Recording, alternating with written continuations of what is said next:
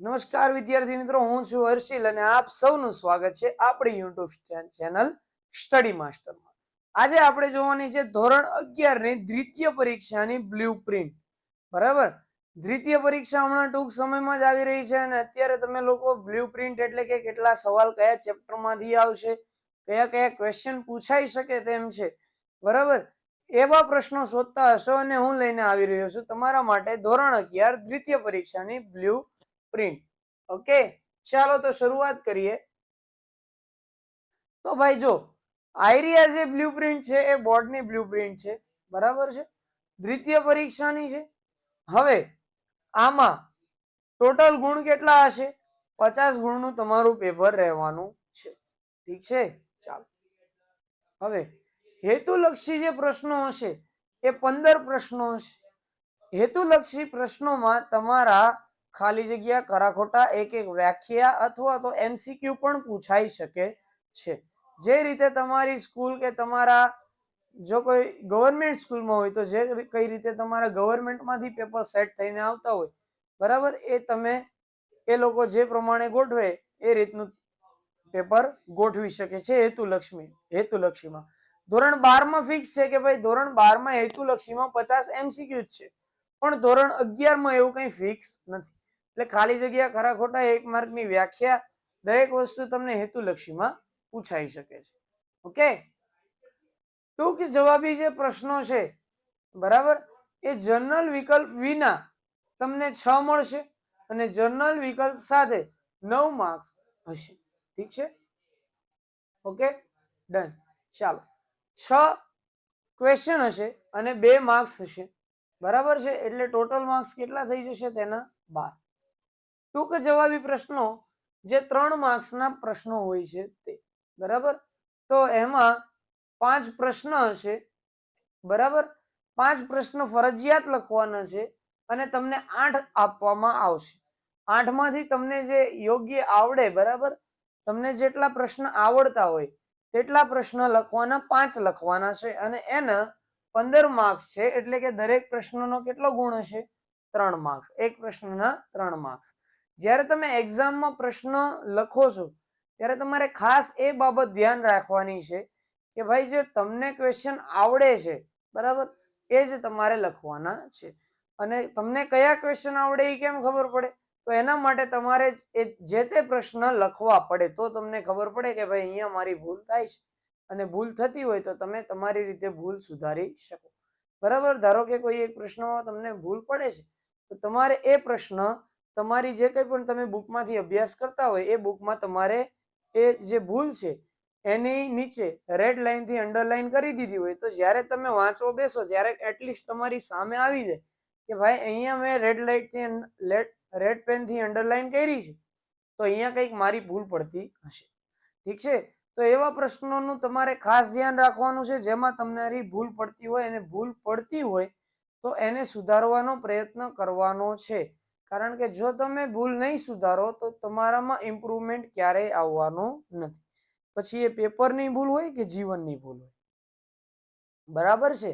ચાલો, તો હવે વિસ્તૃત જવાબી પ્રશ્નો એટલે કે જે 4 માર્ક્સના પ્રશ્નો છે, 4 માર્ક્સના ટોટલ 2 પ્રશ્નો તમારે ફરજિયાત લખવાના છે. તમને 3 પ્રશ્ન આપવામાં આવશે, 3 માંથી તમારે કોઈ પણ 2 લખવાના છે.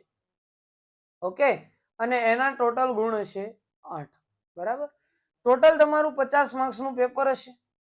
ઠીક છે, 50 માર્ક્સનું તમારું પેપર હશે. હવે કેટલા ચેપ્ટર હશે અને કેટલા યુનિટ્સ હશે એ આપણે જોવાનું છે.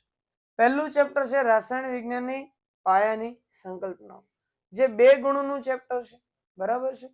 પરમાણુનું બંધારણ 4 ગુણનું ચેપ્ટર છે. અહીંયા જે આપેલા છે તે ગુણ આપેલા છે, ક્વેશ્ચન આપેલા નથી. તત્વોનું વર્ગીકરણ અને ગુણધર્મોમાં આવર્તિતા, એ ટોટલ 2 ગુણનું ચેપ્ટર હશે. અને આવી રીતે જે યુનિટ 1 બને છે એ ટોટલ કેટલા માર્ક્સનું છે? 8 માર્ક્સનું છે. યુનિટના માર્ક્સ ચેન્જ નહીં કરી શકે કોઈ પણ પેપર સેટર જે છે, એ યુનિટના માર્ક્સ ચેન્જ નહીં કરી શકે. હા, કઈ એવું બની શકે કે ભાઈ પરમાણુનું બંધારણ 4 માર્ક્સનું છે તો મારે એમાંથી 5 માર્ક્સનું પૂછવું છે, તો એને જે આયરો પહેલું ચેપ્ટર છે એમાં 2 ની જગ્યાએ 1 માર્ક્સનું પૂછવું પડે. ટૂંકમાં આ ચેન્જ કરી શકશે, પ્રકરણ દીઠ ગુણભાર ચેન્જ કરી શકશે પણ યુનિટ દીઠ ગુણભાર ચેન્જ કરી શકાશે નહીં. ઠીક છે. પછી તમારું જે ચોથું ચેપ્ટર છે તે રાસાયણિક બંધન અને આણ્વીય રચના છે, જેનો ટોટલ ગુણભાર 4 છે. બરાબર. અને ઉષ્માગતિશાસ્ત્ર જેનો ટોટલ ગુણભાર 3 છે. બરાબર. યુનિટ 2 છે એ તમારું 7 માર્ક્સનું યુનિટ છે. બરાબર. હવે મારે આ બે માં ચેન્જ કરવો હોય પ્રકરણ દીઠ, બરાબર, ધારો કે મારે ઉષ્માગતિશાસ્ત્ર 4 માર્ક્સમાં પૂછવું છે તો મારે રાસાયણિક બંધન 3 માર્ક્સમાં પૂછવું પડે. યુનિટ દીઠ ગુણભાર હું બદલી શકવાનો નથી. ઠીક છે. હવે છે સંતુલન અને રેડોક્સ પ્રક્રિયાઓ. સંતુલન જે છે, સંતુલન ઘણું એવું મસ્ત મજાનું અને આઈએમપી ચેપ્ટર છે. જો તમને કોઈ પણ પ્રકારના ટોપિકમાં તકલીફ પડતી હોય, એમાં ઘણા બધા આઈએમપી સવાલો છે, જેમ કે બફર સોલ્યુશન છે, કેપીકેસી વચ્ચેનો સંબંધ છે. બરાબર. આવા બધા જે ચેપ્ટર્સ છે, આ જે ટોપિક્સ છે, એમાં ઘણા છોકરાઓ અટવાતા હોય છે. તો એના માટે આપણી જે યુટ્યુબ ચેનલ છે સ્ટડી માસ્ટર, બરાબર, એના પર તમે એના પૂરેપૂરા વિડીયો પણ જોઈ શકો છો. ઠીક છે. સંતુલન તમારું 15 માર્ક્સનું છે અને રેડોક્સ પ્રક્રિયા 8 માર્ક્સનું ચેપ્ટર છે. આ બંને ભેગા થઈને યુનિટ 3 બને છે, જે 23 માર્ક્સનો છે. એટલે કે જો તમે આ બે ચેપ્ટર એકદમ પરફેક્ટ કરેલા હોય તો તમારા 23 માંથી એટલીસ્ટ 20 તો આવી જાય. હું એમ નથી કહેતો કે ભાઈ 23 માંથી 23 જ આવશે, પણ એટલીસ્ટ 23 માંથી 20 તો આવી જાય જો તમે પરફેક્ટ વાંચન કરેલું હોય. કાર્બનિક રસાયણ વિજ્ઞાનના પાયાના સિદ્ધાંતો છે, જે 12 માર્ક્સનું ચેપ્ટર છે.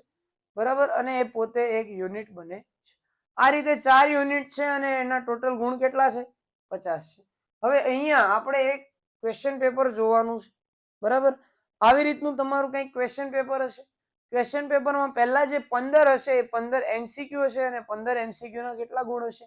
1. બરાબર. H2O માં ઓનું ટકાવાર પ્રમાણ પહેલા ચેપ્ટરનો છે. કયું તત્વ નથી એ પહેલા બીજા ચેપ્ટરનો. એનો જે ચોથો ક્વેશ્ચન છે એ બીજા ચેપ્ટરનો છે. બરાબર. કયો ગુણ ધરાવે છે એવા ક્વેશ્ચન પૂછી શકે. આ ત્રીજા ચેપ્ટરનો ક્વેશ્ચન છે. બંધ કોણ ચોથા ચેપ્ટરનો ક્વેશ્ચન છે. ઠીક છે. આવી રીતે ઉષ્માગતિ શાસ્ત્રનો છે, પીએચ ની વ્યાખ્યા આપો, આવી રીતે વ્યાખ્યા પૂછી શકે. અથવા એવું પૂછી શકે એક માર્ક્સમાં કે ભાઈ એક માર્ક્સમાં આવી રીતે એક નાનો અમથો સવાલ મૂકી દીધો હોય, વિસ્મયકરણ પ્રક્રિયા કોને કહે છે, ઉદાહરણ સહિત લખો. ઠીક છે. આવા પ્રશ્નો તમને પૂછાઈ શકે.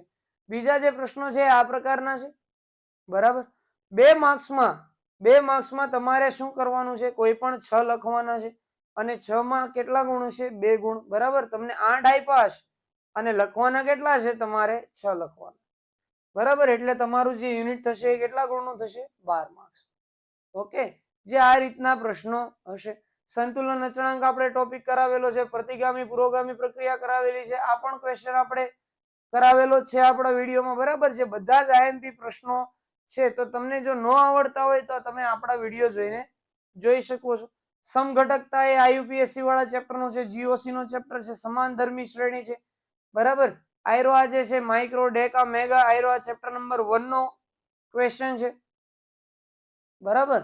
ચાલો હવે જે વિભાગ સી છે, બરાબર, વિભાગ સી માં તમારે કોઈ પણ 5 પ્રશ્ન લખવાના છે. બરાબર. અને 5 ના એક ક્વેશ્ચન ના કેટલા ગુણ હશે? 3 ગુણ. અને ટોટલ કેટલું હશે? 15. બરાબર. તો આ ભાઈ જો બંધ ક્રમાંક, ચુંબકીય ગુણ આ ચોથા ચેપ્ટર નો ક્વેશ્ચન છે, આ 7મા ચેપ્ટર નો ક્વેશ્ચન છે. આ પણ કેપીકેસી વચ્ચેનો સંબંધ આઈએમપી છે અને જે આપણી યુટ્યુબ ચેનલ પર મેં કરાવેલો છે. ઠીક છે. કેસી નો સંબંધ, ડેનિયલ કોશ, આ બધી જ વસ્તુ આઈએમપી છે. ઓકે. ડન. ચાલો. વિભાગ ડી માં 3 પૂછેલા છે અને 3 માંથી તમારે કેટલા લખવાના છે ભાઈ? 2 લખવાના છે. બરાબર. ઓકે. એમાં એક હેન્ડરસન અને હેઝલબેગ સમીકરણ છે, K2Cr2O7 છે અને પ્રેરક અસર છે. બરાબર. આવા ઘણા બધા આઈએમપી ટોપિક આપણે તમારી માટે લઈને આવશું, શોર્ટ પોઈન્ટ લઈને આવશું, આઈએમપી લઈને આવશું. અને જો હજી સુધી તમે અમારી યુટ્યુબ ચેનલ સ્ટડી માસ્ટરને સબસ્ક્રાઇબ ન કરેલી હોય, લાઇક નું બટન ન દબાવેલું હોય તો અત્યારે જ લાઇક નું બટન દબાવી દો અને ચેનલને સબસ્ક્રાઇબ કરી દો. Best of luck for your exams.